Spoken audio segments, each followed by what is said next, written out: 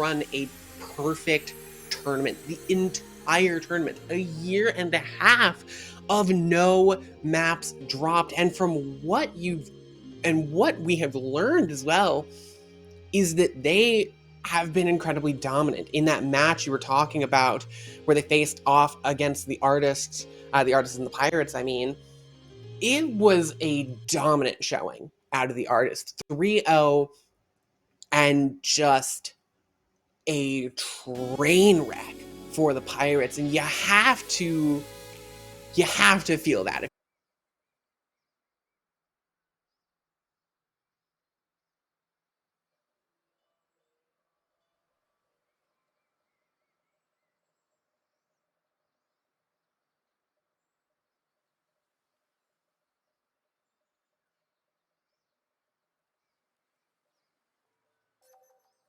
Ready for battle. No one rests until this is done. Time to save the world? Game on! Stand behind until Desert strikes him down! I will create pathways to victory. Make sure you follow them.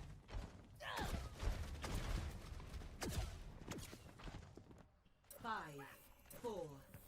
Has been one of the main reasons why they win so early. They will be able to get across this map and onto the point before the Pirates even has a chance, even with the Pirates having this Lucio. So I'm looking over at the Pirates. They've had a whole season to take a deep breath, but it looks like they already want to fight it out, and they're doing so pretty solidly at that, trying to fight it over in this right-hand side. And so far, actually, damage has been going to the advantage here of the Pirates, but I don't know. It doesn't seem like they're doing much space getting here.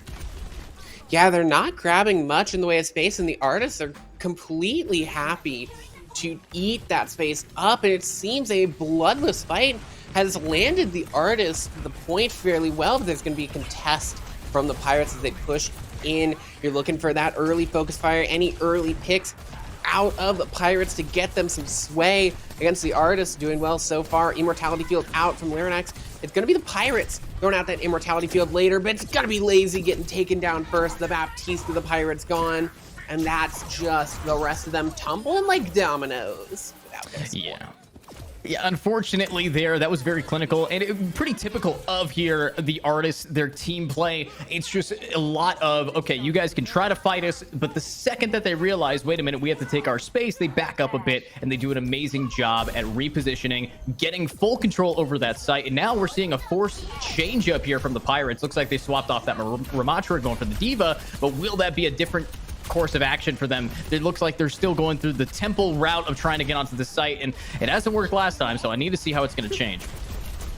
Yeah, you need to see good Diva versus Diva play out of Beast for Numbers, facing off against Isaka on the side of the artists. As there goes the dive right on top of Simon, collapsed. Clinical dive and a clinical team fight. Speedy just getting squeezed out, taken out by Nonviolent. And there you go. That's another win for the artists. And only using the window late in the fight. It's tough. And the stagger here onto the Baby Diva is going to be brutal. Still just staggering herself out. She needs to just jump off the map at this point, Edu. Yeah, she's going to be going for that, but they're not going to let her, getting the kill at the very last second, and that is a tough stagger here. And even while that's going on, Speedy, the Tracer, tries to distract, but overall just does give damage. And actually, we're looking at the ultimate charges here for the artist. They got everybody geared to the teeth here for this next fight, while the Pirates is a little bit behind. Both Speedy and Lazy, these guys should already have it by now, and yet they don't. So there's not going to be too many opportunities here, and they even switched off that Bastion for the Kiriko. So it's going to be interesting to see how they can actually bounce back, as already it's at 90%. Wow. Already at 90%, 2 picks going through, though Linrax is going to get taken down. That is a good chance for the Pirates, as the beat's going to come through from the Lucio, but they're still not going to be able to keep that Diva up, and even attempted to keep through the ER, even attempting to eat the Captain's Son won't work. And it's unfortunate there, as multiple members of the Pirates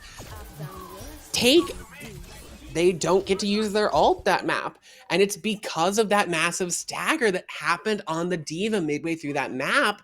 If Beast for Numbers had jumped off the map quicker, you could have seen Pirates getting another fight out of this round, but Instead, it is a dominant 100-0 for the artists.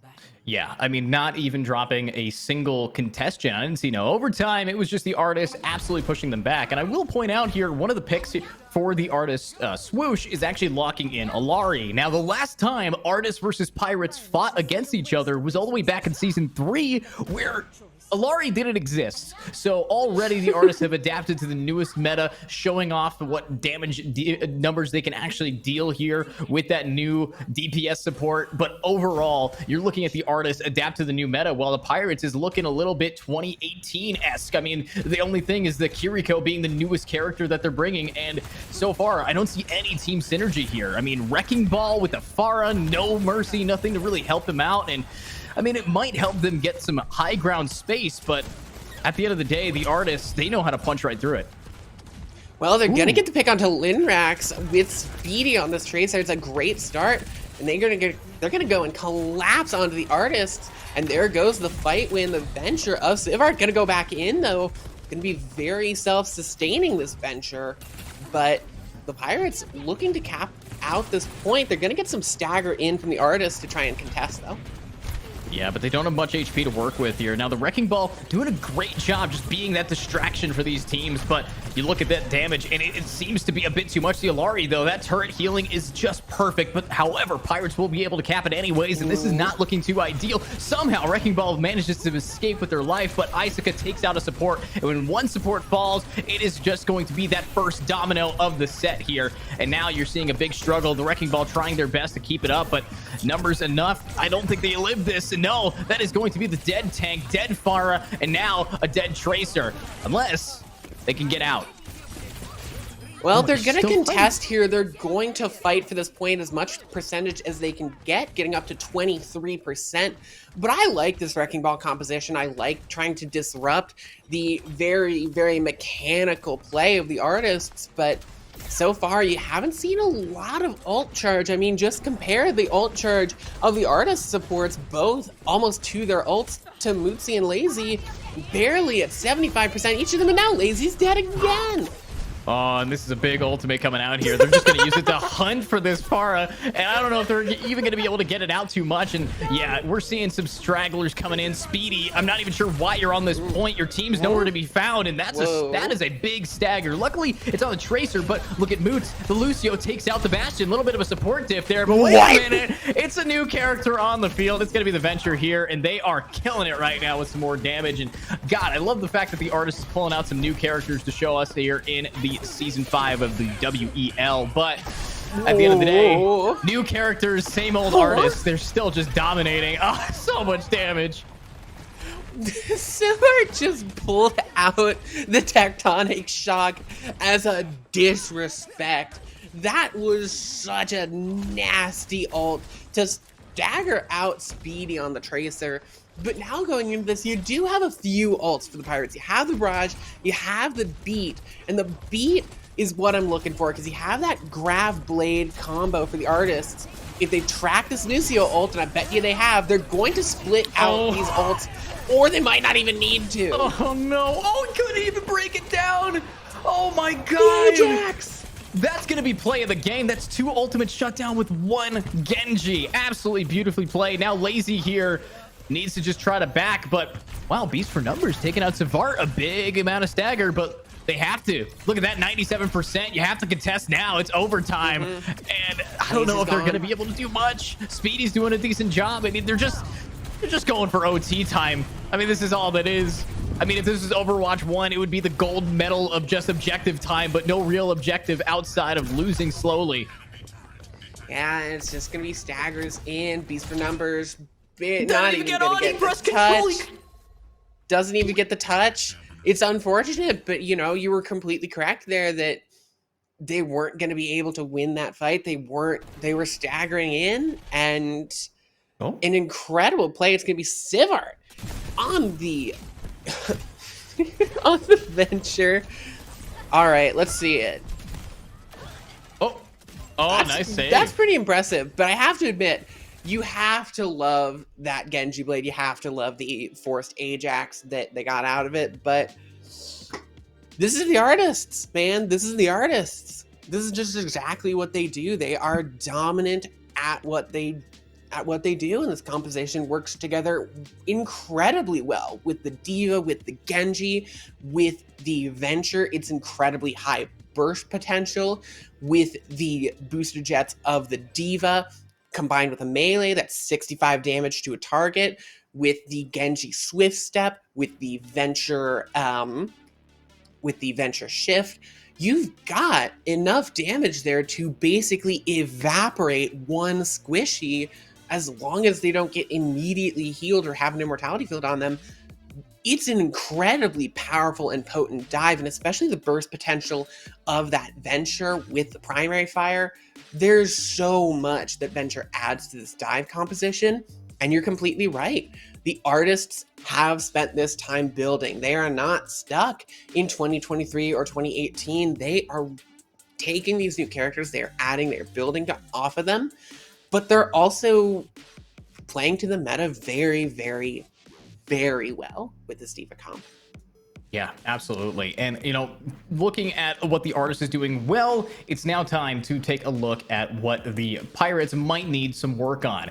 So let's analyze back and think about where were their main primary struggles. And I gotta hand it to the Pirates. I need to see these players being able to, one, avoid staggers. A lot of the time you had, you know, the Lucio or Speedy, the Tracer, getting a little bit stuck out behind enemy lines, and they weren't able to get an escape. And, you know, the funny thing is, Speedy was given many opportunities to just leave, but instead fighting and contesting a point that they didn't own, getting maybe an additional, when they did own it, getting an additional maybe 2 to 3% back onto their score total. But, you know, it really comes down to those staggers that have been so critical. And you look over at the Wrecking Ball, who's playing solo for most of it. I didn't see a lot of team synergy with that Wrecking Ball. Yes, they were doing a lot of damage, and yes, they are a hot player in this field, but when it comes to a, you know, 5v5 Overwatch, you need to be able to play as a team. You don't have that secondary tank that can make you all the space. You need to be able to have your team getting your back. So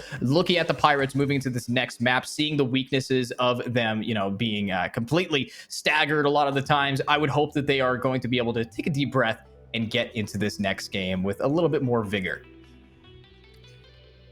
And I think as well, with when we talk about those staggers, I think it's very easy to focus, as I did, on that D.Va stagger round one because it was so incredibly long. And yes, that's the point. They are trying to keep that D.Va on the field for as long as possible to delay the next attack, but the way that ended up getting played was the D.Va not really knowing what to do. When you're being staggered as a D.Va, your options are you either, if you're on the defense of a map like Push, or if you're on a map like Push, or if you're on the defense of a hybrid or an escort map, then you're going to want to sit on the payload and not let them get any progress, so they're forced to kill you, or you jump off the map. Those are the options. And what we saw was a little bit of not knowing exactly what to do, was trying to go back to the team, but then that didn't go back well. So we just kind of like walked into, it was not really knowing what to do. It was sometimes the Pirates looking a little lost. And I think that going into this next map, which is going to be Eichenwald, our hybrid map, I really want to see them running a rush comp. I want to see where all that you have to do, to simplify it, obviously, is stick with your tank and rush at the enemy team. And it's what the artists are bringing out. They're bringing out the Reinhardt, they're bringing out the Bastion, they're bringing out the Junkrat. They're bringing out proto high damage rush.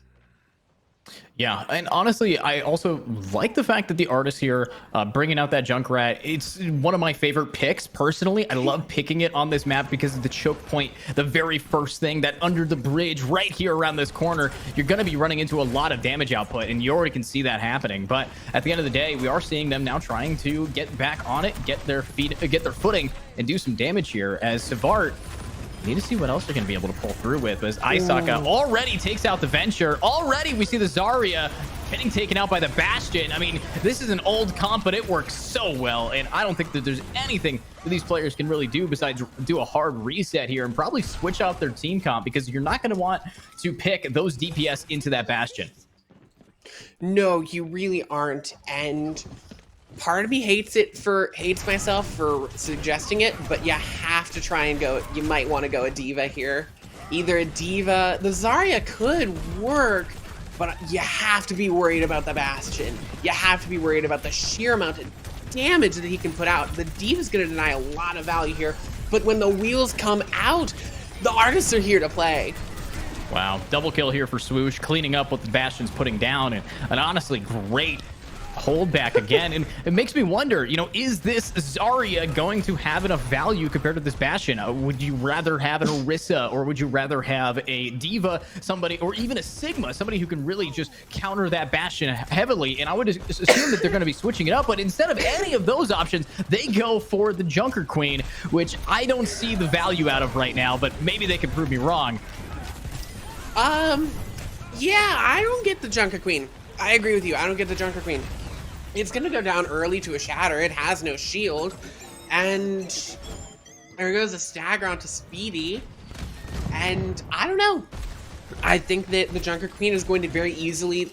Her weakness is that she can get out-brawled very, very easily. So she can't do long, extended, protracted fights with characters like a Ramatra or a Reinhardt that are going to have a shield to shred through, that are going to have, like... They're going to have a long fight.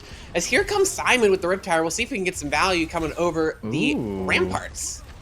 Look at that. Simon with a little bit of movement here, and it's going to connect onto the Rhine. Taking out that tank is a huge opportunity for them to maybe get the first tick on this point. If you look at Speedy here, getting focused out in the venture. It looks like they ventured a bit too far into the back lines there, getting absolutely taken out. But look at this. It's the Bastion keeping it going. But finally, Beast for Numbers is able to keep it up. Swoosh is gone, and that is it. A full-blown take by the Pirates. So, yes, maybe we did not like that tank pick, but you got to hand it to Simon. The movement there absolutely opened the door for them to take that point. And that's what I think is the pirate strategy is. Ooh, that was rough to see. You hate to see it. You hate to see it. You truly hate to see it. But I think that's what the pirate strategy does so well, is that they're able to play comfort picks, and they know how to play these picks very well. However, the artists are now playing a Malga, who is basically if the Junker Queen's health regen was on steroids. Wow. Yeah, I mean, Malga against a Junker Queen, that's Brawl versus Brawl, and Malga almost always wins that, and already taking out one. You do see a switch up here as well. No more Bastion. Instead, it's going to be Reaper trying to now do some damage and doing a decent amount of that, and already we're seeing a complete shift in the Pirates. They don't really know what to do here. A big ultimate, but it might not be enough. Are they going to be able to stop it? No! What a dagger to the face! This is going to be a huge pickup thanks to Beast for Numbers getting a number of kills on their belt, and that is a huge team kill. Artists needing to now reconsider their defensive strategy. Perhaps it was a pretty big investment out of the Pirates, though, to be fair. You're talking your tank ult and your main support ult for just the Baptiste window, and this thing is recharged like that, I tell ya. That. Simon already getting taken down by the Reaper and just shut down. Yeah, I mean, honestly, great stuff here. Looking at this now, we are seeing the artists start to have a deep breath. But I will say, I think that what we saw the Pirates being able to, perform with, that big, ultimate expenditure, was worth it. They got out of that choke point, and that's what they really needed to focus on. But now it's choke point number 2 when it comes to this map, the second bridge to go under, and I don't know if it's going to be too easy to do. Lucky for them, Simon's able to grab Savart, a little bit of a Junker diff, and Savart mid-ultimate here, not even going to be able to find any value out of it. No value out of the Riptire. So now a bit of an advantage perhaps. There goes the cage fight for this Malga. Is there anyone inside of this cage fight? I don't think so. I think it's just gonna be a big old shield for the artist to stay in for a little bit until they get out. The Reaper's an interesting choice. Gonna drop onto the Kiriko, in a bit of trouble, but not able to confirm. Lazy gonna get taken out though. This is not looking good. Yeah, but after Savart did die using that Riptire, they swapped it over to a Sombra, who honestly I think can do a lot of damage here, especially against Beast for Numbers, especially against that Tracer. So this might be the pick that they need here. And of course, we are still on that attack. We only have 1 minute left to get back through this. And yeah, look at this. Lid being able to take out a support on the way out. Isuka getting a double down, and they're going to keep this energy going. Unfortunately, the Pirates is going to have to get reset here as the Artists are at that point where they have so much rollout potential. Isuka continuing that energy. Malga getting another pick down. And yeah, the Pirates going to have to reset for their final push, or this could be Artist time to shine on attack. I really did like that play out of Moots, trying to force the Baptiste away from the window and deny that value, but it went in a little too aggressive, but Swoosh gonna get taken down. There's some opening for the Pirates. Wow, huge opening there, taking out one DPS, one of them. Both supports are now gone, but the tank, unfortunately, has fallen, and with only 5 seconds remaining, it's up to Isuka to just keep stalling. If he can do that, well, this is going to be an overtime of the century, having to get it all the way across the Icon Wall iconic bridge, and unfortunately, for the Artist, Simon here has a Riptire and is setting up for success. If they can get one solid Riptire, that is going to change this game and potentially get them into that 3rd point. The Riptire as well as the Beat, I'm looking for how this Beat is going to interact with the EMP. The Riptire's not, it went for the Tracer. EMP early, Beat is going to go out, but it doesn't land on a Beast for Numbers. Beast for Numbers is gone, done and dusted, and the Malga is just going to charge in onto the point, plant the flag, and say, "You shall pass no further." Round 1 complete. 122 meters is definitely possible for the Pirates to defend, but based on how we've seen the Artists play, you have to be worried if you're a Pirates fan.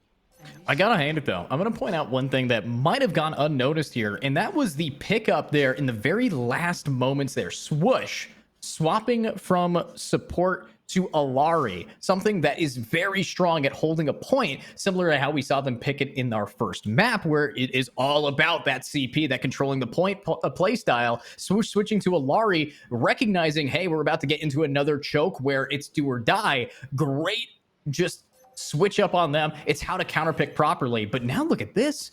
Artist on attack, going for the Mercy Echo, the Echo Mercy, and then having a backdrop of a Widowmaker. Very off meta from the Artist, but so potent for the Pirates, as unfortunately they're going to have to rely on Speedy's aim here. That hit scan has to do so much against also another sniper on the board who could take him out like that. So I'm a little bit concerned here for the Pirates' safety, but it is going to be a far distance, 121 meters here for the Artists to push it, and I think Pirates might be able to stall them enough.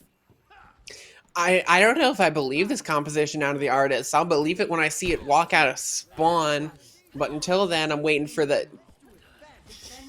You gotta wait and see. What? It is scary. Trust me. It is. Just watch. Just keep your eyes on the screen, because you're about to be seeing some very interesting gameplay coming out here from the Artists. Oh man, the Orisa. Not what I expected as the tank for this composition. I mean, not what I expected for much of anything. This Orisa's going to be pretty much acting alone, but Novulent is able to find the headshot. Yeah, that's the thing about the Orisa. It's a distraction to allow this Widowmaker to get around the corners. That's the play that the Artist does. That's what Isuka does. He is going to be able to take the brunt of this team, you know, take on 3 people at once and allow for the flanks here. But wait a minute, Savart is down. Swoosh is able to grab the decent res here, but unfortunately, it's a little bit of a fight going on, and a reset will have to come through. But Swoosh, huge stagger there coming out thanks to the Pirates, and the Artists looking a little bit rough. So I think that Orisa might need to switch it up and give more protection towards their backline, as you saw both DPS falling and now the Mercy.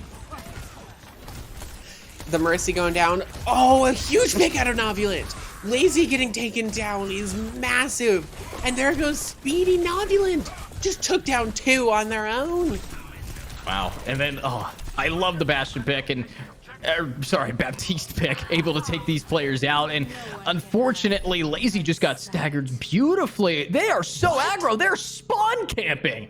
Okay, artists, paint us a prettier picture, because now you're painting their spawn walls red. What a play style from them. And unfortunately, that's going to guarantee the first point. It's now payload time. Novulant, you can't do that. Poor Lazy has Lazy. been spawn camped. Lazy's not allowed to play the game. What happened to Simon?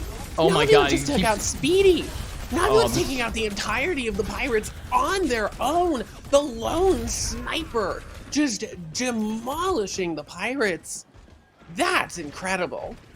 Yeah, and because of how much space that was created by that Widowmaker, all the damage that they were able to pull through. I mean, Isaac almost getting a boop kill onto a Lucio there, but regardless, they've gotten out of the first major choke point here. You do have one player trying to contest, but really that's just a stagger if you can't get back. And yeah, this is going to be a free push up here. Isaac taking out a tank, and here's an ultimate that's going to kill two people. No, And there you go.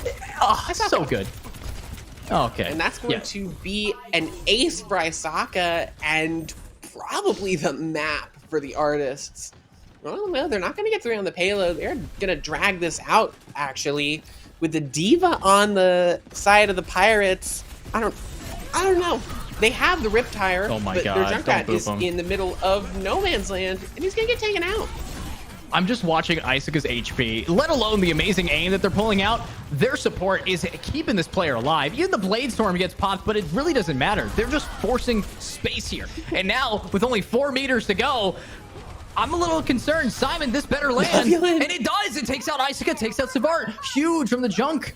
But are they going to be able to get on Novulant. point as Novulant is just flicking onto Lazy, flicking onto Speedy. Swoosh gets Savart back up, and this game is pretty much over. No one can touch. That's it. That's going to be the artist taking that map in convincing fashion.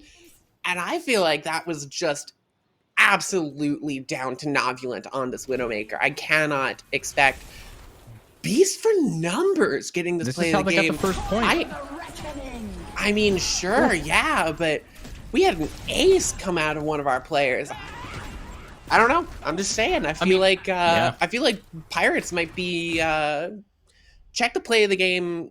Check the play of the game's PayPal. See if the Pirates are paying them off. I don't know. I mean, here's the thing. If they're not going to be taking the map, they might as well be taking the POTG. That's the thing. That play of the game is a coveted position that is given to two people, the best of the players and every Bastion ever. So when it comes down to how they are doing, a play of the game is definitely going to help them out with their mentality. But we are now moving into our third map, which could be the final map if the Pirates don't shape up to maybe, turn this game around here. And looking at the way that they were playing on Eichenwald, I can say very impressed by Simon. I'm going to be keeping my eye on that Junkrat. I'm going to be keeping my eye on how they're going to be able to perform. But as we did see quite the damage dealing players here in the tanks, Isaka, beast for numbers. Keep an eye on these guys as well. So I don't know. KWing, what are your thoughts moving into our final map here?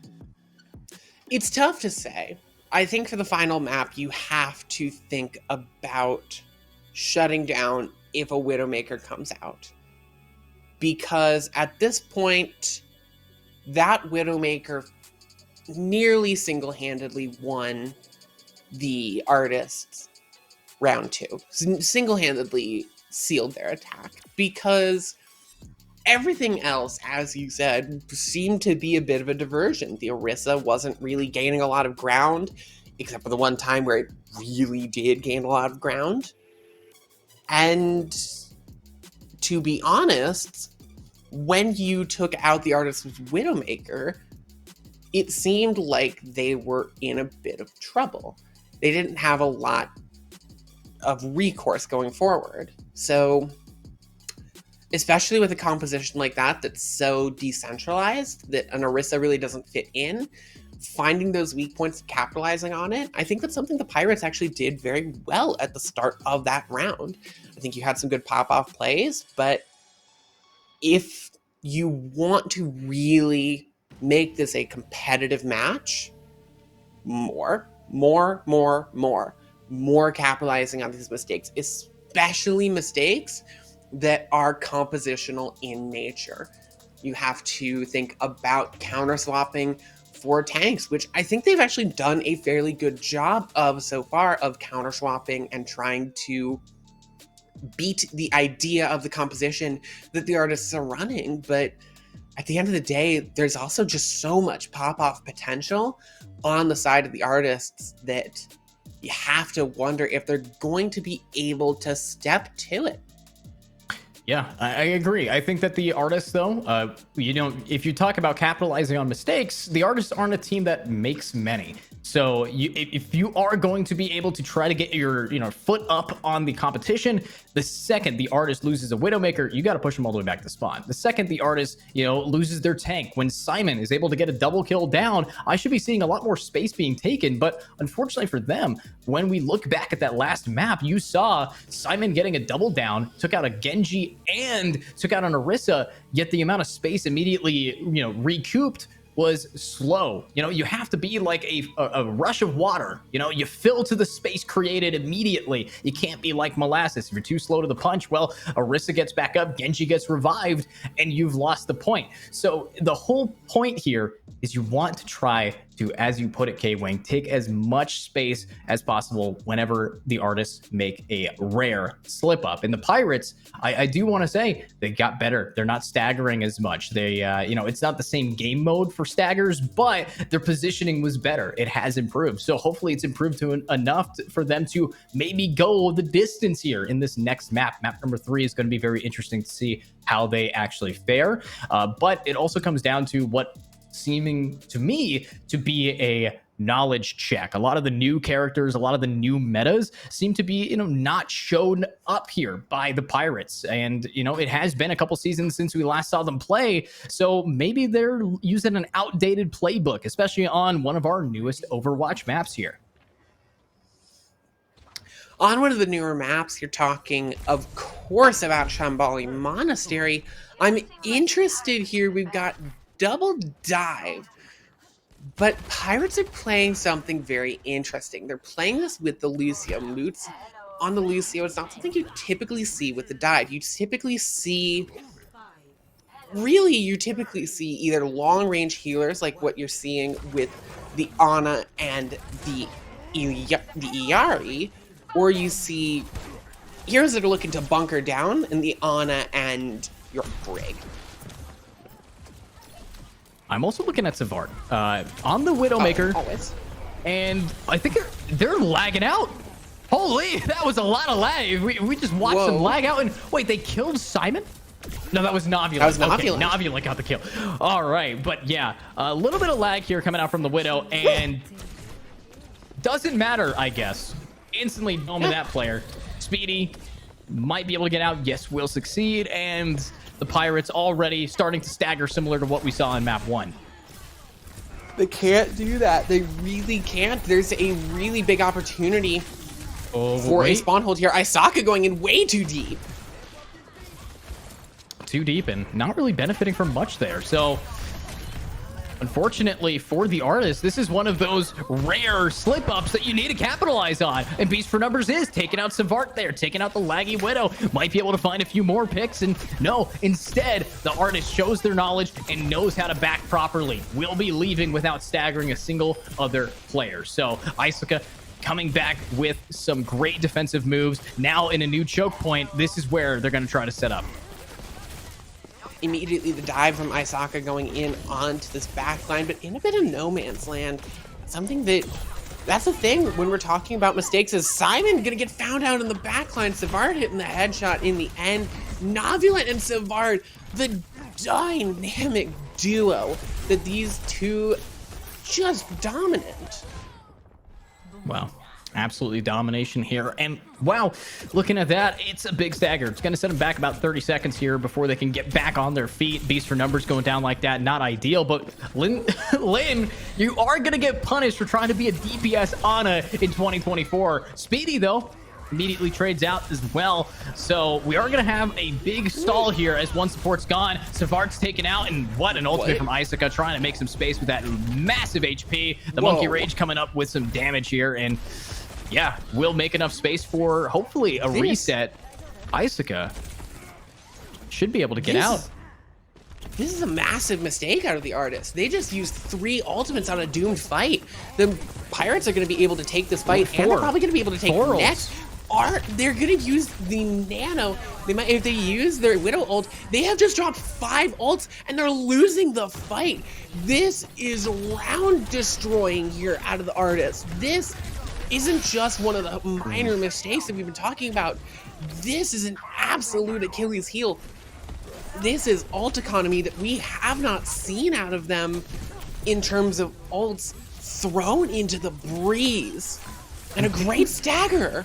Oh my god, picking up a Brigitte against a Winston, a very interesting idea there, but yeah, you're looking at Speedy buying so much time. I hope that they are going to switch Savart off of this Widow, because if you're lagging like that, I can assume that might be an issue, but even if you're not lagging, you're counterpicked. That Sombra and just the Tracer are not going to make it easy for you. So having them still lock this in, this could be just a throwing of an idea. The DPS needs to probably switch ASAP, or you're going to have some issue. And I like that Nonviolin is also switching it up to another character, but honestly, I would think that a Cassidy here would be ideal against this team composition. Maybe, but in goes the Kitsune Rush and a massive EMP. That's just the entire fight. Just Beast for Number is going to run through the entirety of the Artists, and that's what we were talking about with the ult economy. And the Pirates are clicking here. A bit of an overinvestment, I think, with the Kitsune Rush, but that doesn't matter. They have pushed through almost 4 minutes on the clock. Well, I mean, the Pirates definitely playing better, but I'm still looking over at the Artists, and I'm asking, you guys have to change something. Please change something soon. But we do get change. We have now a solid Echo, and it's a both double aerial play against this team. What? Might actually pay off. I don't understand it, though. Isaka, though, is going to take out Beast for Numbers. You don't have anything to heal them in the air. Savart and Navulek are going to have to come down to the ground or take a repair pack.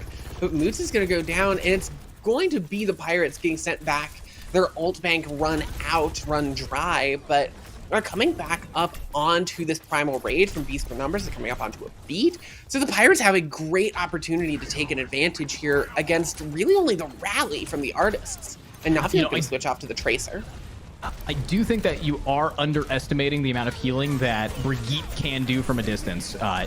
That's one thing. Tossing those rings out will be able to help out. And honestly, there's not a lot of counter to this Pharah yet, and that's going to be a big problem. Luckily, you're seeing the damage, but it is that Pharah who finally gets taken out. Echo does hard counter.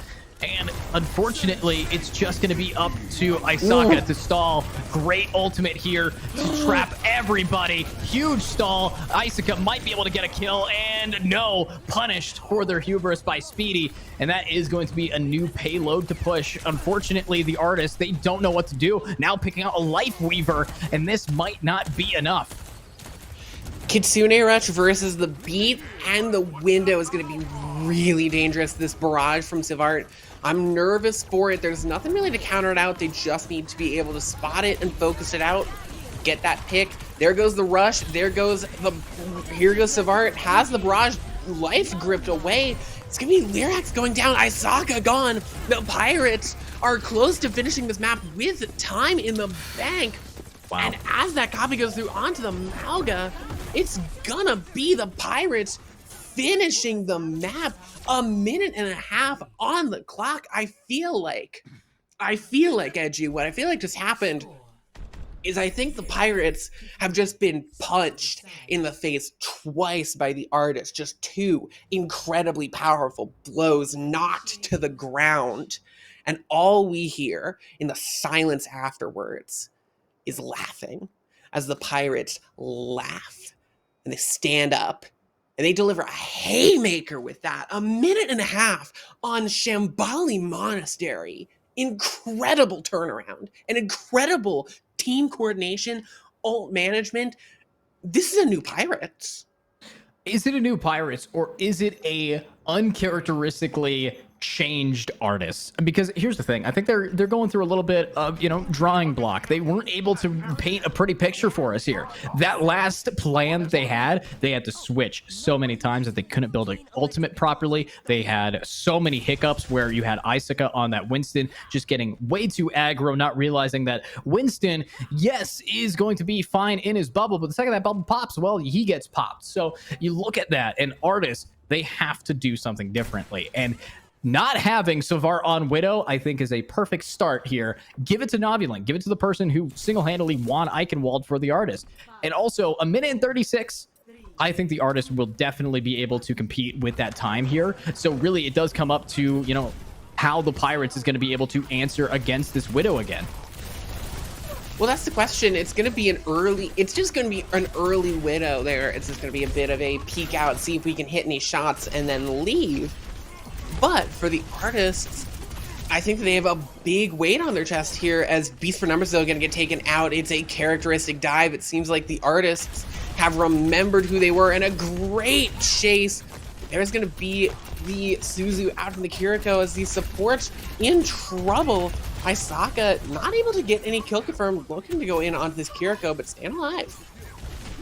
Yeah, honestly, though, what Isaka just did there was allow for so much space. If you could have the Lucio contest for time, then that would definitely have helped out the Pirates there, but instead they can't. So a full reset, great, no staggers here for the Pirates, but Isaka just being that distraction for their DPS in the backline, and it's working. You're allowing Symmetra to set up so potently, and Savar knows how to use that Symmetra to be damage dealing. And look at that, Isaka now cleaning up what the DPS are putting down, and look at that, everybody's just getting pushed square off the point, and already we're seeing a final contestation. But look at the time, we still have 3 minutes left, and hell, we have 5 minutes left now. Yeah, 5 minutes on the board is massive out of the artists. They have turned this around, and it is really thanks to Isaka. What incredible diva play, chasing around back, catching these supports off guard, and really just feeding this ult. Had that ult charge in a minute. In just a minute, had that ult charge incredibly quickly, which is difficult for a diva to do, to get that ult charge so quickly. Now the Pirates trying to take some space, but it's going to be at such a disadvantage. This Winston really struggles against the diva, and this early self-destruct could be deadly. It's not going to land anything in the kill feed.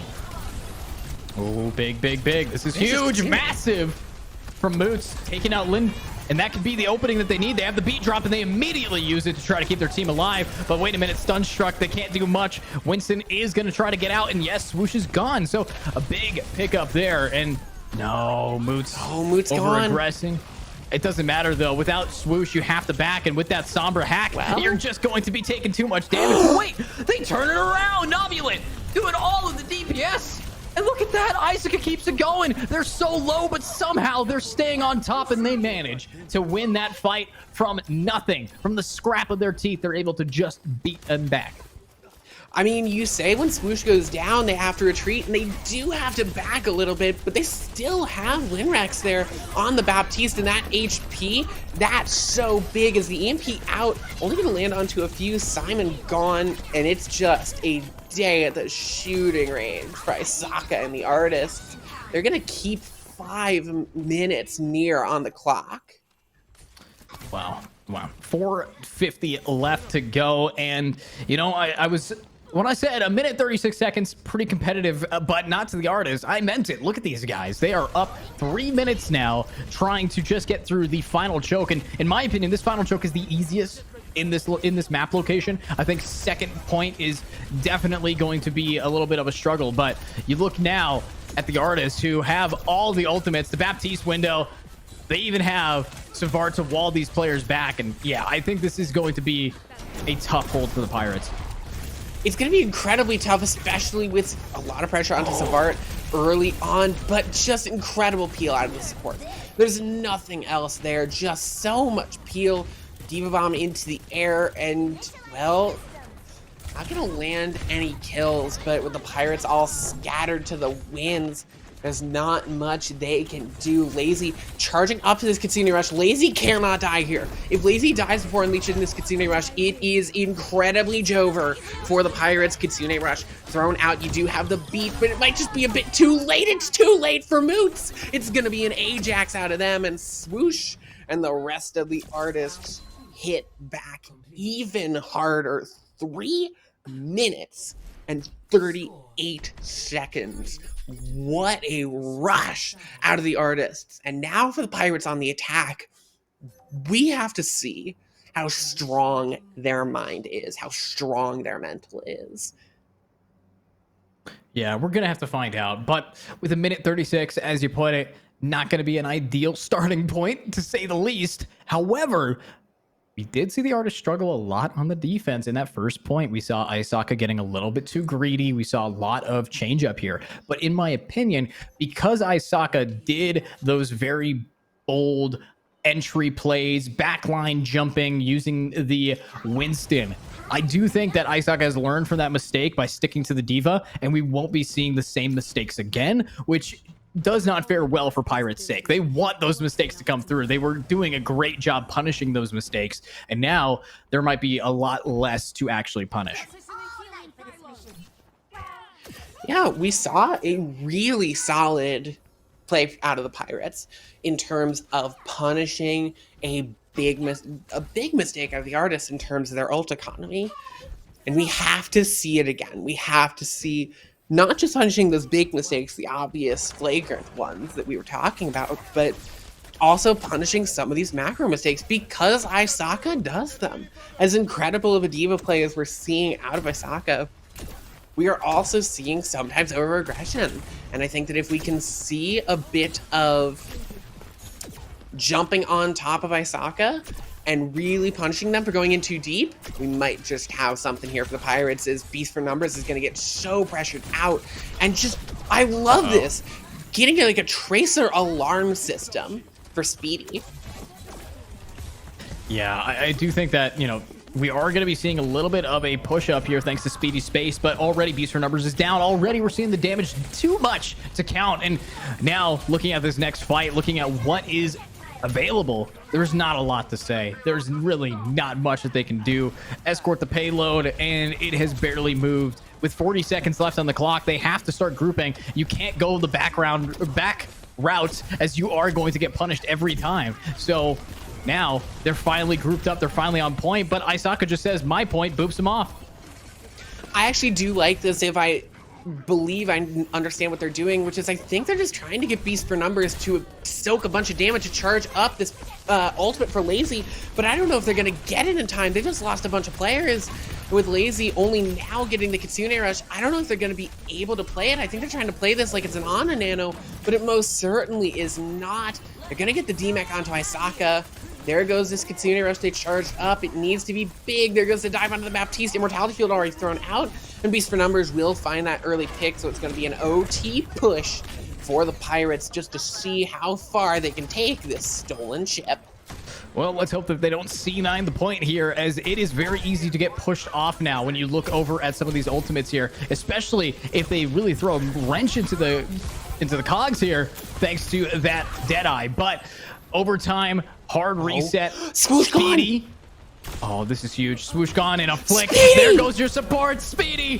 Finally, we're seeing the real damage numbers, but a big ultimate can scare them all off, and they do C9. They're afraid of it. They had the Winston bubble. Oh my God. Isaka winning the round, hitting him with the ... Wow. If I were any of the Pirates team members or fans, if I were their drywall, I would be positively terrified, because oh boy, I just had to watch that and I physically recoiled from where I am standing and flopped onto my bed. That hurt. Oh, that hurt. That hurt so incredibly much, because it was textbook out of the Pirates. An incredible stagger from them. They had that point in the palm of their hands and it slipped out. Yeah, That's it. That's all that happened. It slipped out. It definitely slipped out, but also even if they had gotten it to that point, it would still be a rough distance to push the cart. Unfortunately, though, I don't know. I feel like their mental is down in the bed sheets with you. It did not seem like that is going to help him out. Even after Speedy, of all people, was getting the double pick on the supports, I suck at shit. I don't need supports. F them. We're just going to win anyways. So you look over at Speedy. Oh. That's the thing with the double kill on the supports. Like, yes, the next fight they would have gotten hit with 5 ults and lost, like, undeniably.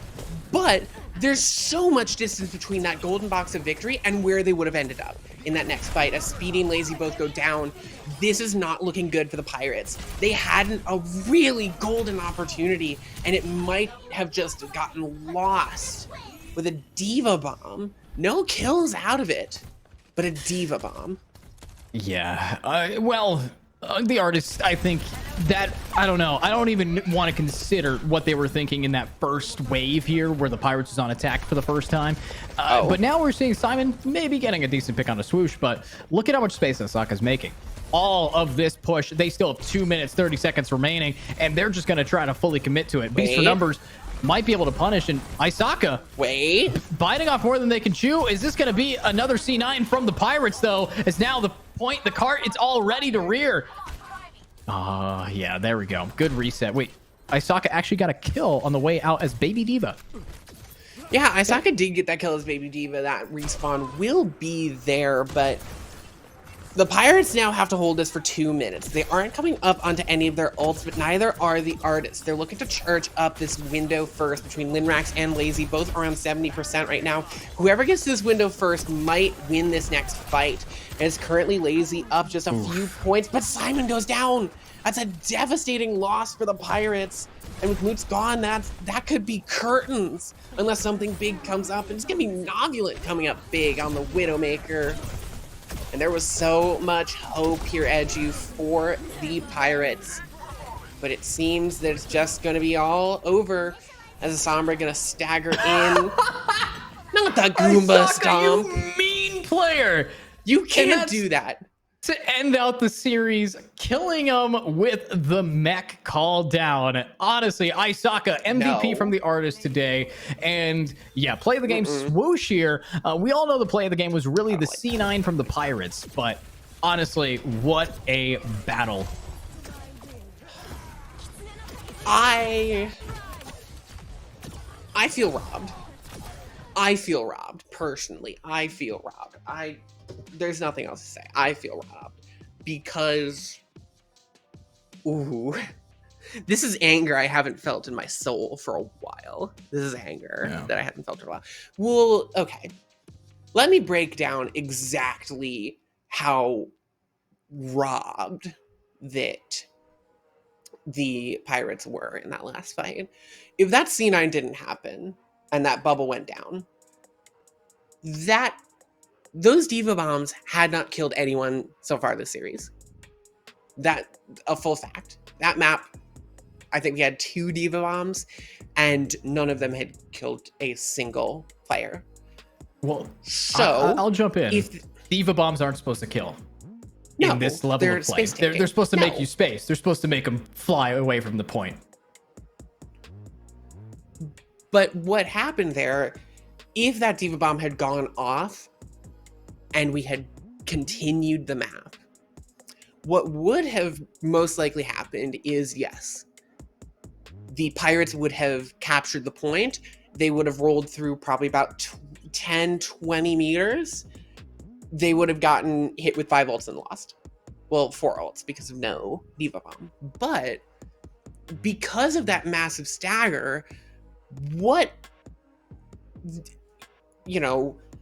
heaven only knows what could have happened past that. But with such a staggered out loss, you could have had some Tracer shenanigans, some Sombra shenanigans that had really been starting to set the Pirates apart. There was boundless potential for that next fight, and the C9, from a diva bomb thrown in at a time that completely unexpected as well. Because like you said, the point of the diva bomb isn't to get kills, it's to make them space. But at that point, you didn't have, for the artists, you didn't have the backup to let you take that space. Even if they gave you space, you couldn't have taken that space because you didn't have any of your supports. You would have just gone in and died. And so the only way that bomb gets any value is if it forces a C9. Like, in the Doctor Strange style, like, 10 billion universes, this is the only one where that bomb gets value, is if it forces the C9.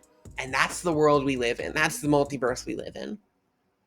Well, I would argue when we look at that game, I don't think that the Pirates got robbed. Well, they should have been doing the robbing as their namesake says, but the artists just, they knew how to just play properly. Obviously, that first point on that third map was a little bit hectic, but at the end of the day, they still managed to come out on top with time, come out on top time and time again.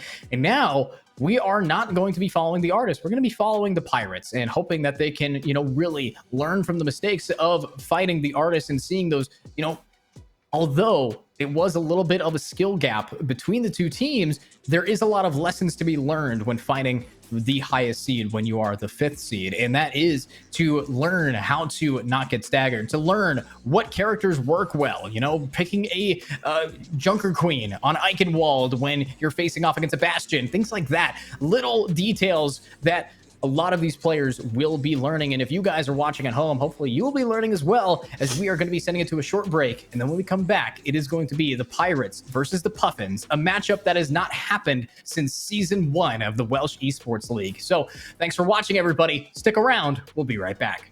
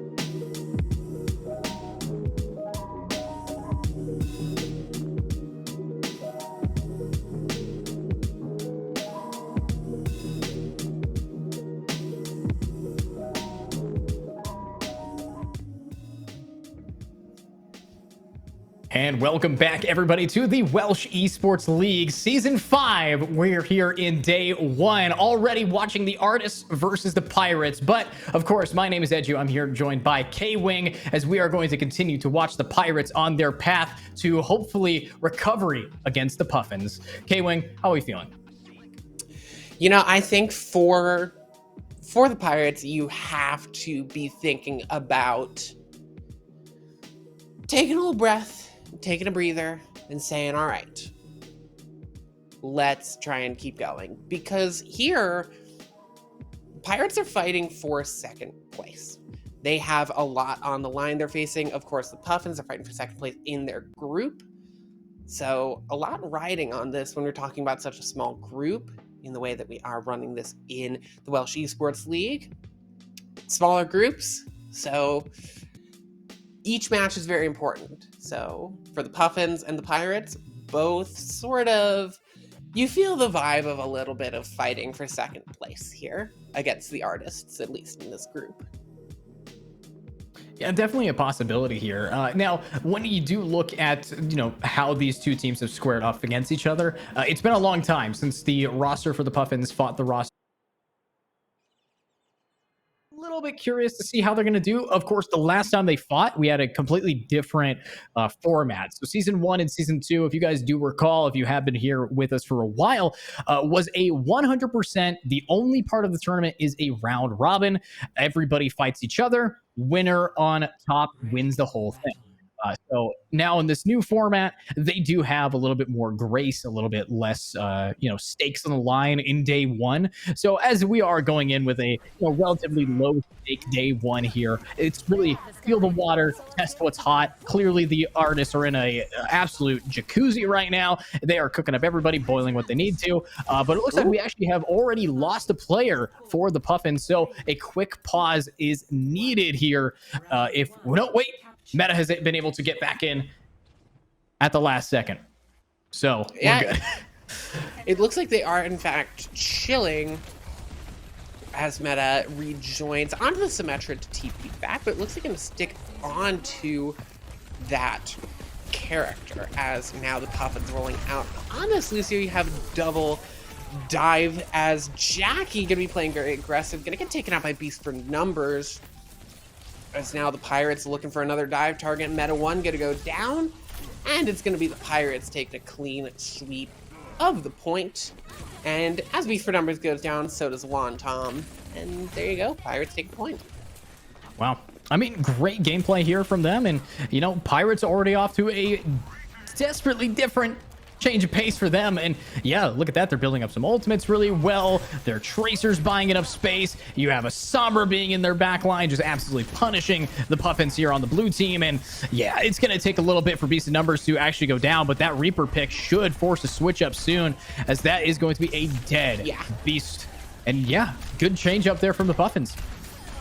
Yeah, this is so-called free thinkers when they see a Winston on the enemy team, because, well, the Reaper is going to be quite the thorn in a Winston's side. Beast of Numbers, though, still sticking on to the Winston. You have to wonder if that's going to be a very good choice for the Pirates. It's Meta 1 waiting in the shadows. Yeah, I think they really do want that Winston, though, for the Tracer. But look at this. Meta lurking in the shadows, as you said it, and unfortunately not going to be able to find too much out of this, as, yeah, too much healing, a big stick, and that's why you keep the Winstons. You can't let your Tracers get behind you like that. Huge opening there from Speedy. But now with that, a big ultimate here as well. This is a Kitsune rush to get them onto the point. The cap is starting, but the damage goes in the way of the Puffins. Huge turnaround from them. Triple kill for this player, Unisco. Yeah, and for Unisco, you an incredible job on cleanup for the Puffins, just making sure no one on the Pirates got out. And now for the Pirates coming in with 4 ults on the board, you have to be looking for maybe Jackie to try and charge up this beat quickly with that last 15%. As actually they're going to take out Lazy early for Unisco, giving Jackie some extra time to build up these ults. And there you go, the Puffins, renewed life, and they have a chance to even clean sweep it here. Wow, big opportunities for them to really change the path of the game. But with the Puffins, they do have a Reaper, a Death Blossom ready and rearing. The only problem that I see is going to be Simon. If they can get that ultimate online, well, this might be GG. But wait a minute, a breakdown for what? For what, I say? The damage is here, and look at that! All the ultimates, meta's online, but they get flung off and saves themselves. Great movement, Diff. And now the Pirates, 2 ultimates in, can't really do too much as everybody's staggered, and this will be going over to the Puffins. Yeah. Oof. Wait, Lucio? No, doesn't even break it. Consider Rush thrown in, but it's only going to be there for Lazy and the Pirates. We're seeing some shades of the tragedy that we saw beforehand of exactly the problem that they had as the Pulse Bomb getting thrown right onto the Wrecking Ball. This fight is not over yet. It seems like the Puffins, they thought it was over, and it was. It seemed Beast for Numbers going to go down, and in the end, as the Puffins realized that there was in fact a Tracer stalling out the point, they'll clean it up and take round 1. But for the Pirates, we saw some hints of what we saw in that third map of last match, but we also saw hints of map 1 and map 2. Yeah, I mean, a little bit rough here from the Pirates. Do recall that they are still the 5th seed over in the Esports Wales. Well, you do have Puffins, who are dead smack in the middle. Out of our 5 teams, they sit here in 3rd. So Puffins still a little favored, though. Their history, they've played in the Welsh Esports League just last season and performed fairly well. So from the Puffins perspective, they should be taking this just from their experience alone. While you look over at the Pirates, who, after having a little bit of a mental reset from that C9 in match number 1, I think needs to really showcase their skills here. Yeah, and they do have the skills, and we've been talking about it. We've seen some really good skills out of the Pirates. I want to see a little more of Wantom in a bit of trouble on this Winston versus the diva of Beast for Numbers. Beast for Numbers going to be putting out a lot of damage, a lot of pressure onto the face of this Winston. Controlling this high ground, controlling this center are the Pirates, and I love that for this Ashe Sombra composition. With the Ana Brig, you really want to be controlling the high grounds. You want to just sit up there and not let anyone touch you. No siree. Point could be going the way of the Puffins. They just have that point presence. As the Winston dives up on top, some pressure on to the Tracer. But the Pirates still looking for a big opening. Big headshot, and Simon there to finish it up. What a great tag team out of the Pirates, out of that DPS duo. And now they're going to move right in, sees the hack onto the Genji, rolling on top of it, moving them away, but the supports are just keeping up. You can't take out this Genji without taking out his supports. As Wantom gonna get taken down, goes in a bit too deep for the kill onto Speedy. As an extended fight here is gonna be a benefit for the Puffins, but it looks like in the end the Pirates will eventually wrest control. Rally though, out of Jackie, is gonna continue to stagger this out.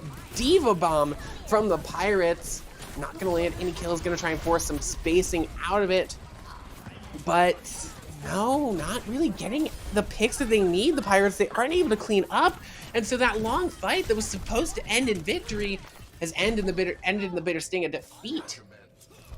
Wow, sting of defeat there, and the Puffins, I mean, just absolutely keeping this energy up. But look at this, a positive energy going on in the chat. No BM, instead an NS saying good job. And looking at this good job, it's a stagger, a huge one at that. Beast for Numbers needs to now learn from the mistakes of that first map and maybe go get hit by a car.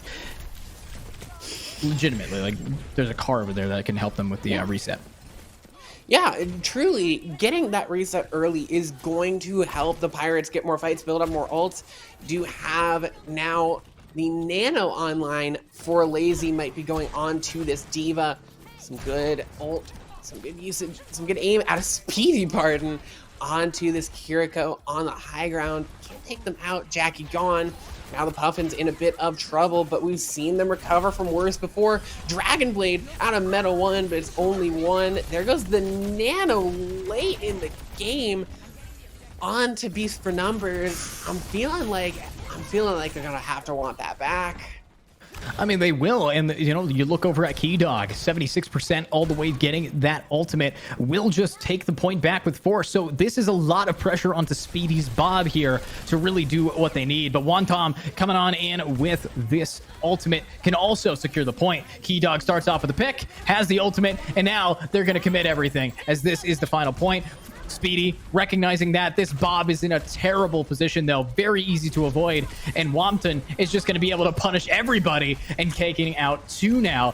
So this is probably going to be it for the Pirates. Not much they can do. No, not much they can do at all, as the overtime wick gonna burn right down to its nub, and that's gonna be Puffins taking map 1 over the Pirates. And a big blow to the Pirates in that sort of mental reset that we really wanted to see out of them. Yeah, but look at this play of the game. Womtom, of course, as Winston. Honestly, great space creation, especially against this team comp that we saw the Pirates pulling out. This Winston was able to really get behind their back lines, kind of pulling similar to what Isaka did to the Pirates, just constantly being aggro and that aggressive.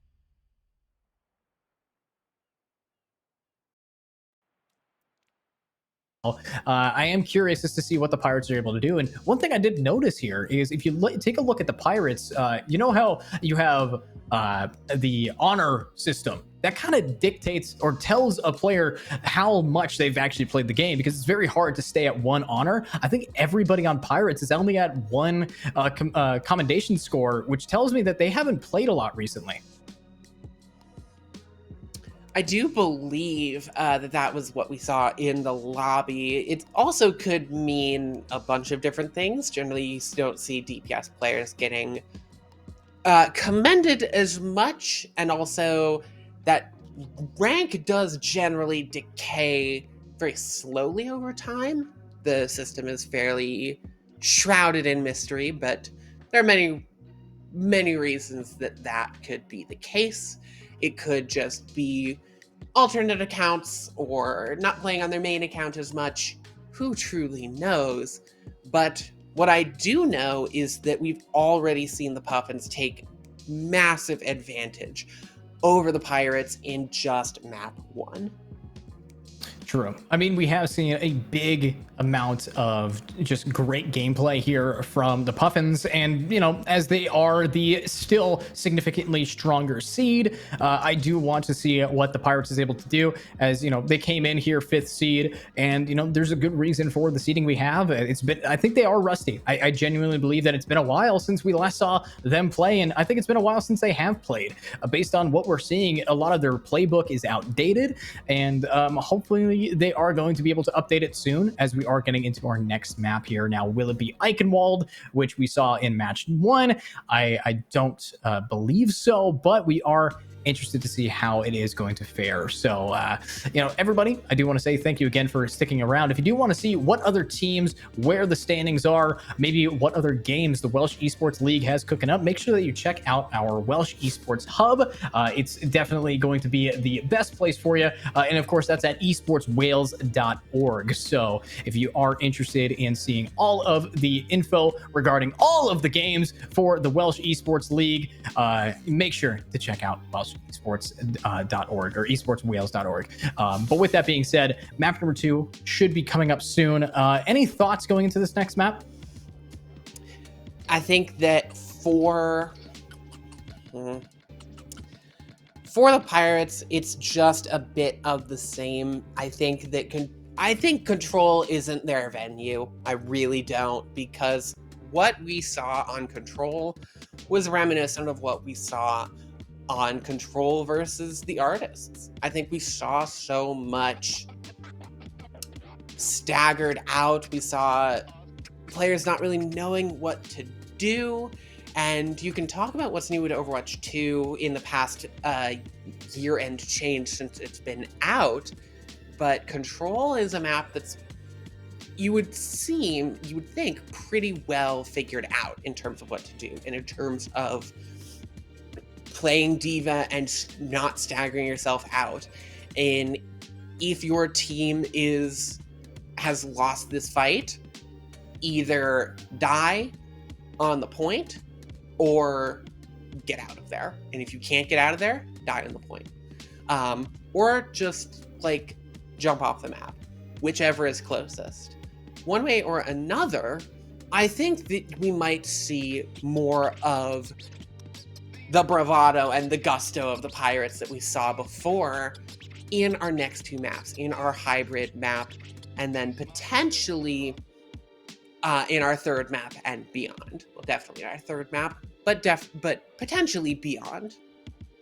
Yeah, there is a good chance that we can see a, best of 5 go all the way 5 maps. This isn't a 3-0 guarantee every time. So, looking at the next map here, it is going to be very interesting. Knowing what the next map is a surprise for us as the players are currently picking it. So we're going to be jumping into potentially King's Row, potentially Eichenwald.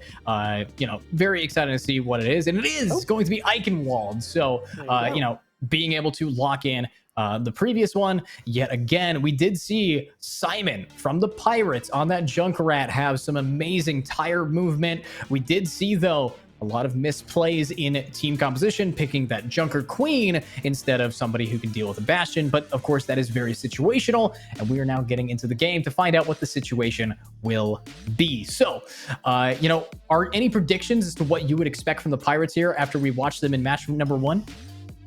I expect them to stick with their guns as to what they played against the Artists in our first match. I expect that Junkrat on the defense. We'll have to see whether or not the Puffins have picked attack or defense first. But regardless, I think that either of these teams, we're going to see potentially a bit of rush into maybe some dive on the second point if they want to switch up compositions.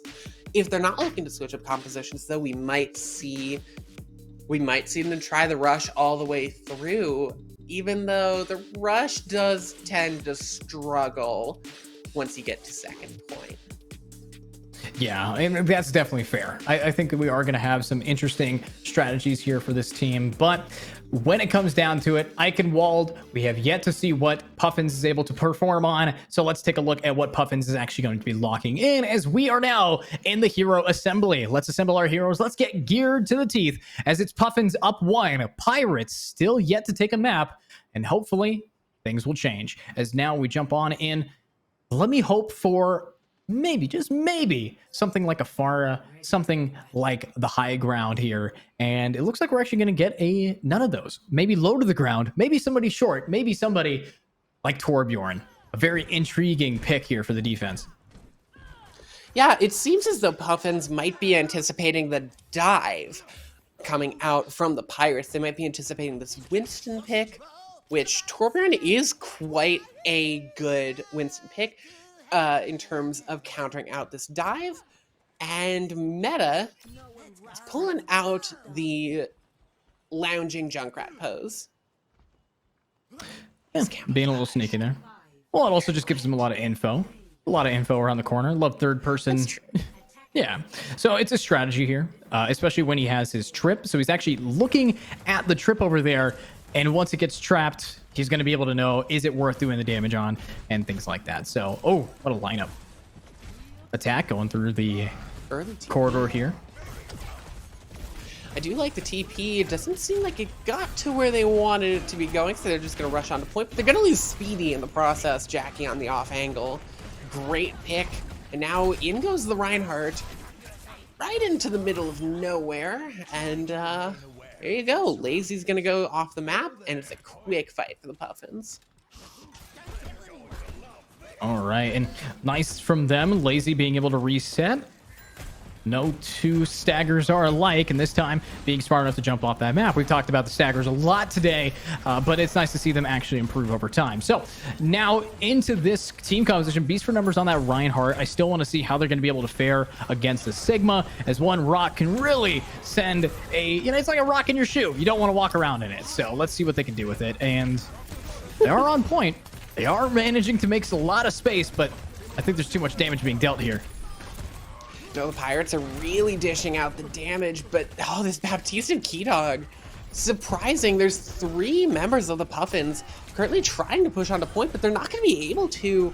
So a really interesting play there out of the Puffins. They're going to get run over by this Reinhardt with, I think that might be the new mythic weapon.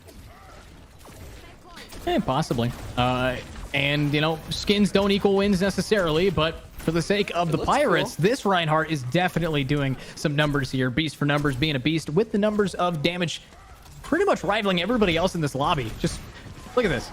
Just leave him alone. Oh my.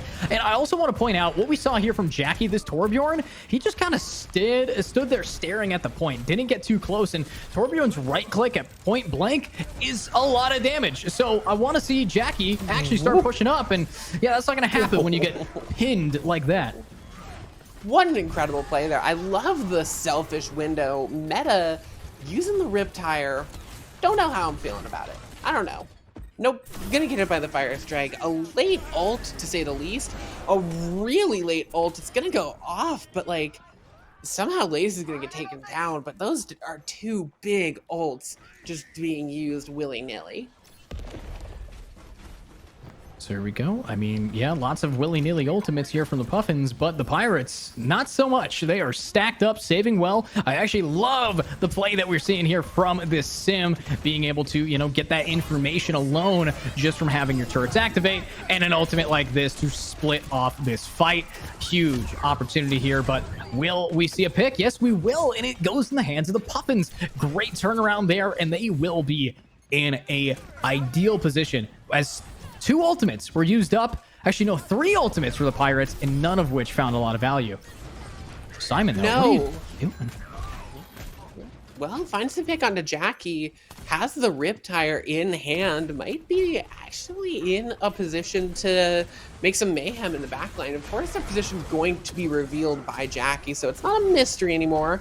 Beast for numbers, showing that wall who's boss. Trying to get away and just hits the wall. A really nearly throwing, lands that Molten Core on the bridge, so a pretty solid use of that Molten Core by Jackie. It's not going to pick up any kills, but, you know, those ults aren't meant to pick up kills when you're not in, like, silver. So either way, as the Pirates rotate around, they've got the symmetric TP to rotate right back the way they came. It's a trick so nice. They're going to flop it around and get absolutely torn to shreds by a Bastion. Yeah, and I mean, not to be the bearer of bad news for the Pirates, but the last time we saw a Bastion, we saw a Beast for numbers need to switch off tank, and I still think that is the case. Now that Bastion being the thorn in their side, they're going to have an issue here. But Jackie, this Torbjorn, not finding a lot of value, getting booped off by that that Lucio like that. Huge opportunity, and a Shatter might be able to split these players off. The attack not looking too hot either. Yeah, I think the Pirates has lost all steam here.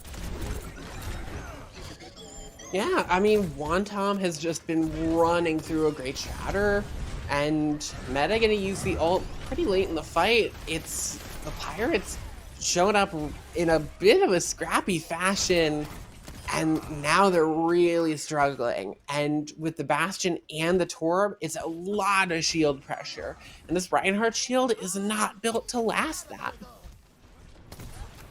Yeah, I don't know. I think the Pirates has a lot to learn about team composition, character switching, and hopefully building momentum again. You look at Wompton, though, assuming that the Symmetra is going to try the same strat here and just waiting for it in a great high ground spot. But instead, they go high, and now it might be going a little low for HP-wise. Luckily, Lazy's doing a great job healing, but here's the ultimates. Oh, the burns. Oh, it's a triple kill coming out here from this support. Yeah, what a supporting character they are. Look at all this damage, getting up close and personal. That's a 4K. Goes for the BMT bag there. I mean, kind of earned it with the triple kill. But at the end of the day, the Pirates, I think you don't have to kick them when they're down. No, you really don't. And especially with all these ultimates that the Pirates are bringing, they do have the opportunity to push through. I think if they have a fight, it's here, the TP right on top of the Baptiste, able to escape by Pencil jumping up in the air. Wantom gonna get taken down immediately. There goes the charge from Beast. Looking to land onto the fleeing supports as they're trying to get through no man's land. Jackie on the Torbjorn gonna throw out this ult. I'm gonna say it, Jackie. I feel like you should have held that one, Bessie, but Meta won though, coming back with 2 kills. Gonna get taken out. The hammer comes out, but sadly, Beast for Numbers does in fact have a bit of a better hammer there. As KWing, though, gonna shut down Beast for Numbers as the overtime wick burns down. Riptire is not gonna land much of anything. It's 2v2, 2v3 on the point now. Pirates advantaged in this 2v3, and they're gonna get the respawns quicker, but they're dealing against the Reinhardt, and here comes Meta 1. Wow. I can't the believe Bastion. it. The Bastion, he goes uncontested, and that's going to be a little bit of a C9 there, pulling him off. And yeah, round 1, a secondary C9 from the Pirates. This time not as critical, but at the end of the day, the Pirates, they did get at least to the second phase of this 2-phase payload mission. Now, I will hand it to them. The Puffins knew the weakness. Meta 1, that pick was insane for the Bastion. Just lots of value out of it. But I gotta point fingers at Jackie, and I gotta ask, why stay on the Torbjorn for so long when a lot of the kills, dying to supports, getting booped off the map, not really adding too much there, pulling your hammer out in the face of a Reinhardt saying which is bigger. It just doesn't really make sense to me. So let's hope that they are going to be able to, find a new plan here right now.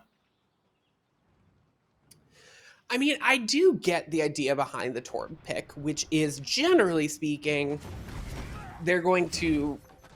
My thought was initially they thought they were going to be bringing the dive, but I think that it was, we want to put so much pressure on the shields, we want to put so much pressure on this Reinhardt shield that it is never up, that there you go. It's going to put so much pressure on the shield with that Torbjorn right click, with the turret up, that there's just going to be nothing that they can do. They also probably saw the Tracer that the Pirates can sometimes bring off of Speedy and Simon, the Sombra as well, the pressure that can put there. So I think the Torbjorn is a good pick on the defense, not as much on the offense, which is why we're seeing the Jackie legs. Wow. Already, the Puffins has made an explosive entrance into this point, and yeah, it's pretty much guaranteed him thanks to that Symmetra TP, and yeah, there's not a lot they can do. Full charge beam Symmetra, fully pushing these players out. Unisco getting one, and Meta getting the final one. So, with 3 minutes and 25 seconds to spare, they have managed to take the first point. Compare that to the Pirates, who had quite a battle to get that. Now, you look at this, 6 minutes to go, not too far to move. Jackie, this is what I like to see. Jackie, much better on the soldier, and I love the output of damage. We love the DPS of the soldier, and now taking position on the high ground, right above the door. Beast for Numbers now on to the Diva. And all I can say is I wish it was last round. I wish we had the Diva during the Bastion times. But now it's against a soldier and a Symmetra, and you're gonna get a bit less value out of it. Wantom in a bit of trouble on the side of the Puffins, going very deep. Lazy, though, gonna get taken out, and that might just be curtains. That might just be curtains for the Pirates for this map, is that they just lost their main support, and the Lucio can't provide the healing. They're just gonna get the boot onto Wantom. But for Meta and the rest of the Puffins, in some trouble, gonna get taken out. The Pirates able to stay alive despite losing Lazy. Yeah, I actually like that movement there from Jack, making it very hard for him to get taken out now, and actually buying time for his support to heal him up. Great movement there from Jackie. Keep it up, and now Jackie's going to be able to stay alive, punish everybody, kill that Kiriko. Can you find more? But no, you have to focus up, get a double down, and there it is. That is going to be map number 2, going over to the Puffins, which means the Pirates is still yet to pick up 1. This is something that I've seen a lot of struggle with for the Pirates, is cleanup time. Because we've seen now multiple times the Pirates win a map, be up 1 or 2 picks, and basically be in a position where all they need to do is look at the enemy team, look at the massive advantage they have, chase them down and kill them. And we have seen them time and time again not be able to target focus. I think they see that they're up an advantage in the fight, and potentially your team communication breaks down, your target focus breaks down, and so everyone starts to focus one of these 3 team members, and the cleanup doesn't go as fast as it can. Whereas you have the Puffins being a bit more coordinated. They managed to find a pick, they managed to find 2, and all of a sudden, they've turned it around. And we've seen that multiple times where the Pirates have had the advantage, they've been up person, they've had the closer spawns even, and they've still gotten overwhelmed. And it's tough to see, because that's, based on how you would think, it would be the simplest part of the fight, is the cleanup afterwards. But it can be incredibly difficult to follow through.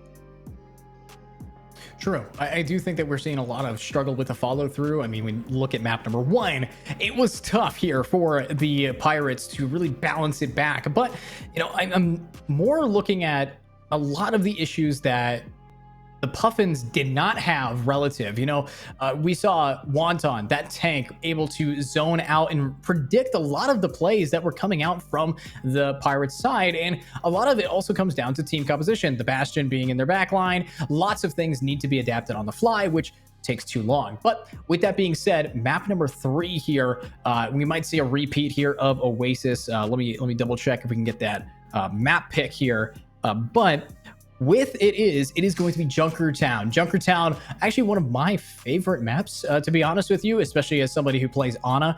I think that this map has a lot of real predictability with what kind of team comps you're going to have. I want to see those snipers. I want to see those echoes. I want to see, you know, even Reinhardt. Sigma is pretty solid here. But with that being said, Junkertown is also a map where it is very punishing. If you are on attack, you can get pushed all the way back into your spawn with little to no resistance from the defense. So it really does come down to who is starting on what side to learn what strategy is best going forward. So what are your thoughts on this map? I think for Junkertown, you really have to be mindful of just how easy it is to get, like you said, spawn camped, and how difficult these pushes can be. You've seen a lot of these Junkertown pushes get stopped very, very early on under that bridge, right in that open section even before the end of point A. You've seen a lot of these really difficult pushes, and now for the Puffins, playing an interesting composition here with the Reinhardt, Pharah, Genji, with the Iari, Zenyatta backline, which is pretty interesting to me. The Pirates playing a playing a standard sort of bunker-esque comp. What is this, 2016? I mean, at least it's not pirate ship, okay? It could be worse. But you know, Bastion. They were playing the Bastion. Possibly. I'm more so looking at the double snipers here. It's put a lot of pressure on the aim department, especially against, you know, Pharah. But if this Widow knows how to click, it's going to be a quick pick for them. Jackie now going down, and big trades up here. But hopefully we could find some more openings if Speedy can keep that damage up. Almost getting the shot under the floorboards there. Instead goes for the high ground. We do see Simon, though, carrying their weight. Nice Hanzo damage, and hopefully a switch up here ASAP from some of these players, as I think it's a hard reset for the Puffins. They're going to be sticking with this composition, and you have to be a little nervous about that, because the Pharah into the Widowmaker could be pretty rough. Looking for the jump shot, nothing in the kill feed, and I think the pin just went onto the Sigma. You want to talk to me about that, Pirates? You wanna bring that play back here? You wanna talk about it? Well, you know, there's not much to talk about. Some people just like to die. Yeah. But with a team kill coming out, oh, I love this position from Jackie. And Speedy, though, Great opening. Oh, holy. Rock to the face. Nearly getting killed thanks to Speedy's follow-up, who instead is going to be able to take out the Genji here. And now I'm looking at this KWing, and I don't know. I think this is Pirates just winging it. But with Speedy getting these picks, they could have a chance to fly into a new opening here.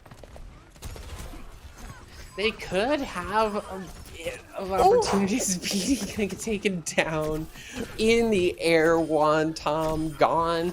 So it's an even trade there, but they take out Lazy, and that's it. There goes the support, and there goes the neighborhood. The Puffins able to clean up incredibly well, and oh, I don't like this. If they get the stagger on the Sigma, it's gonna be real bad, and they are.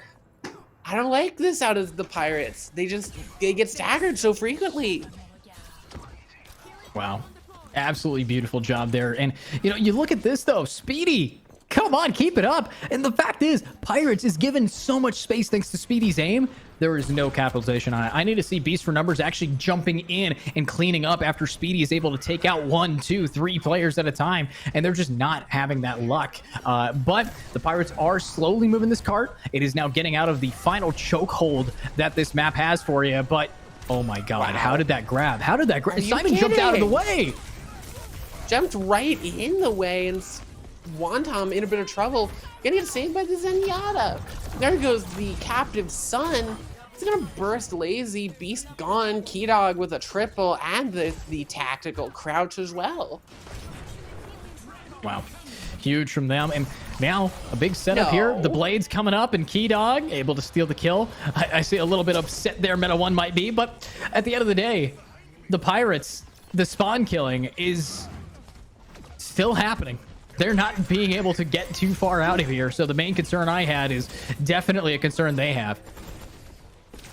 It's completely a concern that they have. 59 meters, all that they have to show for it. There goes the charge and the shatter online for Wonton. Wonton's a bit stuck. Gonna shatter the Winston and make it out. Nope, not gonna make it out alive. Nearly made it out alive though. Brilliant effort, but you know, they tried. They tried very hard. 30 seconds remaining on the clock, and the Pirates do have the window, but they don't have the Winston. What a flick. I mean, that's his thing. It's the flicks and the picks. It's the damage that's really keeping this team up. And you look at this Tracer, who might be able to get Jackie down, but no, I don't think that's going to happen. Having to now try for the back line. It's Simon! Keeps it going, but it's actually Speedy and Simon switching roles for a second to make that opening. And, you know, if I look at that Twitch chat, you guys were saying keep an eye out for Speedy. This is the guy who's supposed to be carrying this team. And yes, they are doing the damage. Great stick, but not a pick. Not enough damage. Maybe the overtime's enough. But don't C9 again. Don't C9. Pirates, you can't have a third one in one day. And it looks like they are going to just get forced off. Well, they're going to keep on pushing the Pirates. They do lose Lazy, but a pretty economical fight, all things considered. Oh, Meta 1 turning on to the Pirates' kryptonite, the Bastion. Oh, but will they get there in time is the question, as we need someone to start stalling ASAP. And it looks like they do touch. The Wrecking Ball's on the point. Stop the payload, and they see 9! Pirates, you can't do it twice! Me hearties, ye need to stay on the payload. You can't leave your ship like that. You can't. They went overboard too many times, and I think that's going to cost them a very rough day one, to say the least. I guarantee Puffins is just going to be able to push them back now. And I know that's a biased and tough claim, but double C9 and not even past point number 1. I don't know. Puffins is looking pretty good here moving in. Oh, they're looking incredibly good here. We are looking at a very, very possible Puffins 3-0. And for Pirates, I think there are a lot of lessons to take from this. And I think the biggest lesson to take from this is that it's not even a skill issue. Like, it would be one thing if, like, kind of in the artist's game where, you know, the artists are so incredibly good individually at each of their roles as well as a team. But I think the thing is that we see each of the individual skill that each of these players has. It is just putting it together. It is just that play that is separating the Pirates from real success in the WEL. I think that's all that is stopping them from being incredibly successful, because we've seen Speedy, we've seen Simon, we've seen Beast for Numbers. I mean, Simon's popping off right now. There's a giant anti-nade from Unisco, and that might just be a big old loss for the Pirates. They lose Simon, and it's an even trade, but they're in trouble, separated. Yeah, it's a bit rough here. So already early into this round, you're seeing the Puffins kind of, taking a lot more space than I think the Pirates has even given them. Just punishing. And look at that, the Sombra taking out Simon, the Widow that is so critical here. Beast for Numbers able to do a little bit of damage, but now it's the Cassidy's turn, and Cassidy getting a pick on a Jackie here, so not too shabby, and good cleanups from this DPS. But at the end of the day, you got to look at the whole picture, and you're still seeing a lot of space being taken and not a lot of staggers. Unfortunately, though, I'm thinking that the Puffins will just have a little bit of a reset here to just win this game outright. Big stagger onto KeyDog at the end there, getting themselves a little bit of time, but Simon's getting hounded by Meta 1 on the Sombra. They might not be able to escape spawn. They have to call the Cassie just to keep them up and basically escort them away.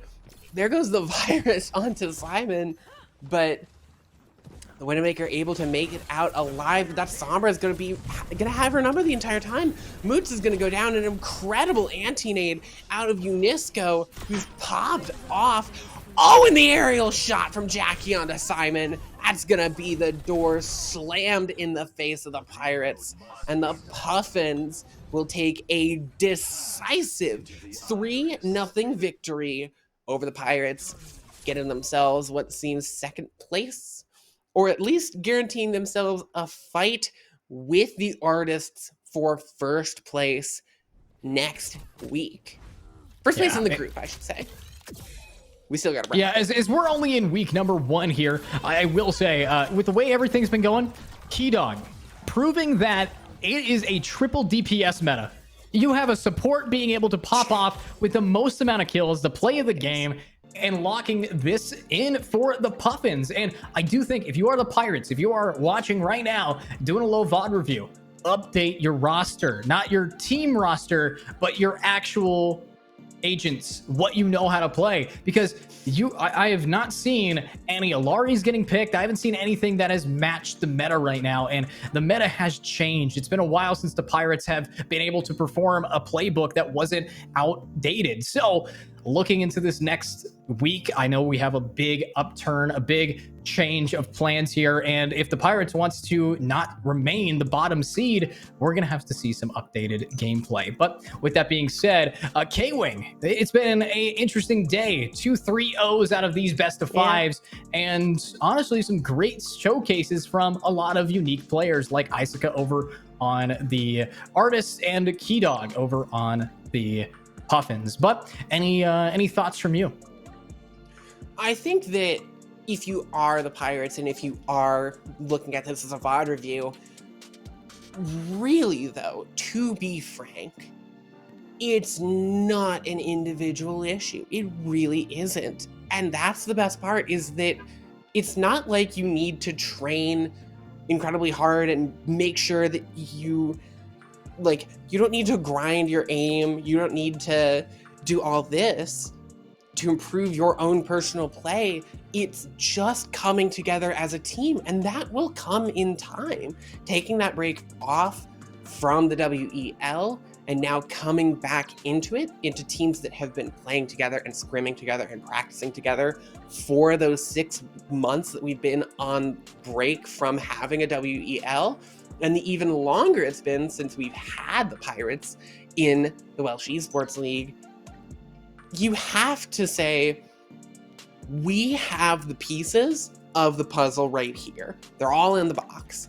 It's just about putting it together. It's just about thinking about your team play. It's just thinking about your team compositions and what characters you're playing. It's not about... None of your players are bad. Like, you are all incredibly good players. It's all just about coming together as a team. And when you do that, the sky is the limit, because when the stars aligned, they aligned in your favor. So I hope that we see more of those stars aligning for the Pirates in the future, but we're going to be signing off here for Overwatch on the Welsh Esports channel. If you're interested in not just Overwatch, but some incredible esports all around the scene, I'm talking Rainbow Six, I'm talking League of Legends, I'm talking so many more: Dota, League of Legends, CS, Rainbow Six, EAFC, FIFA, Valorant, Tekken, Rocket League, F1. We've got it all right here, so hit that follow button, hit that bell if you're interested in being notified the next time the Welsh Esports League pops online. But until then, I think that's all for us, isn't it, Edu? Yes, it is. Thanks again for watching, everybody. We'll see you next week with more of the Welsh Esports League.